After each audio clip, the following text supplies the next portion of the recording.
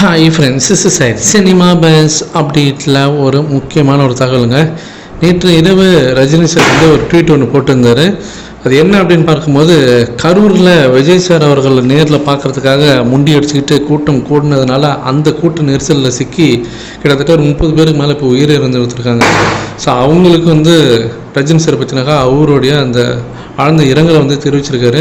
So அவர் என்ன tweet போட்டிருக்காருன்னா, கரூரில் நிகழ்ந்திருக்கும் அப்பாவி மக்களின் உயிரிழப்பு செய்தி நெஞ்சை உலுக்கி மிகவும் வேதனை அளிக்கிறது. உயிரிழந்தோரின் குடும்பத்தினருக்கும் என் ஆழ்ந்த அனுதாபங்கள், காயமடைந்தோருக்கு ஆறுதல் அப்படின்ற மாரி அவர் வந்து ஒரு ட்வீட் ஒன்று போட்டிருக்காரு.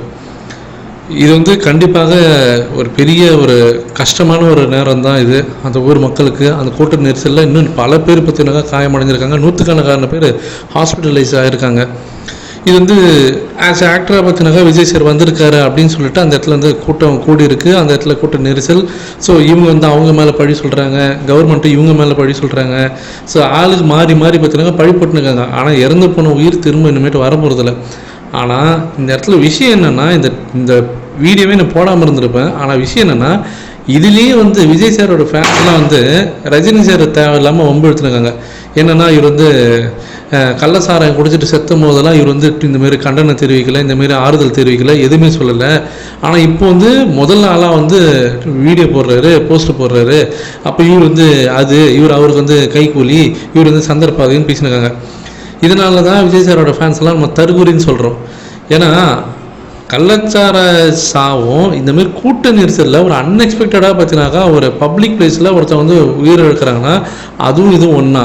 ஃபஸ்ட்டு நீங்கள் எதை கூட கம்பேர் பண்ணிங்கன்னு தெரில. அவன் வந்து கள்ளச்சாராயம் தெரிஞ்சு குடிச்சிருக்கான், வாண்டடாக போய் குடிச்சு சாவறானுக்கும் அன்எக்ஸ்பெக்டடாக இந்தமாரி ஒரு ட்ராஜடியில் வந்து சாவறதுக்கும் எவ்வளோ வித்தியாசம் இருக்குது. அதுவும் கொத்தாக சின்ன பசங்களாம் இறந்துருக்காங்க. இதில் கூட வந்து நீங்கள் வன்மத்தை கற்க தான் பார்க்குறீங்களே தவிர எதற்காக போடுறாங்க? தலைவர் மட்டுமா போட்டார்? பிரசிடெண்ட்டில் ஆரம்பிச்சு பிரைம் மினிஸ்டர் வரைக்கும், சிஎம்ல ஆரம்பித்து பக்கத்து ஸ்டேட்டு டெப்டி சிஎம் வரைக்கும் எல்லாம் போடுறாங்க. அப்போ அத்தனை பேர்கிட்ட போய் சொல்லுவீங்களாடா? அறிவுன்றது இருக்காது. அதனால தான் நீங்கள் வந்து கொஞ்சம் கூட அறிவு இல்லாமல் இந்தமாரி செய்கிறதுனால தான் இந்தமாரி மக்கள்லாம் சாகுறாங்க. இதெல்லாம் புரிஞ்சுக்கிட்டு இவங்கெல்லாம் திருந்த மாட்டாங்க தான் எனக்கு தோணுது. திருந்தினா நல்லாயிருக்கும், நாடு நல்லாயிருக்கும். நீங்கள் என்ன சொல்கிறீங்க ஃப்ரெண்ட்ஸ்?